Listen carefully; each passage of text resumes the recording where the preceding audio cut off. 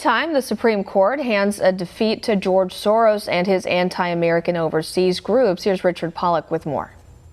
Although it's been barely mentioned in the mainstream press, the Supreme Court recently dealt a big blow to liberal billionaire George Soros and his overseas operations. On June 29th, the court, in a 5-3 vote, declared Soros could not use federal funds to pursue anti-American campaigns. Scott Walter, the president of the Capital Research Center, says the Supreme Court decision was, in fact, a blow to Soros and his anti-American overseas operations. The latest Supreme Court decision has real value because it establishes in principle that the American government does not have to take our tax dollars and hand them to groups that are opposed to American interests and American foreign policy.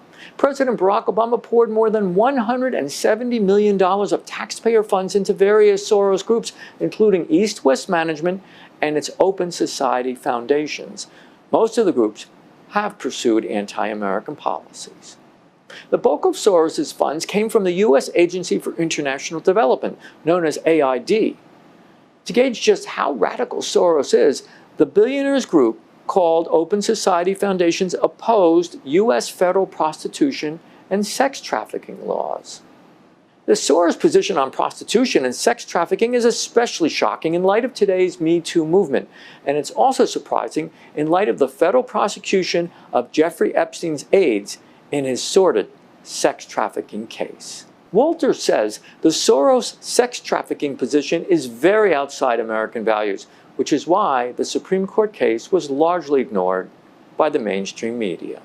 Yes, they are very far outside the bounds, which is why the rest of the media, unlike you, is keeping this quiet because they don't want to have Americans hearing that George Soros is willing to fight to the death for sex trafficking.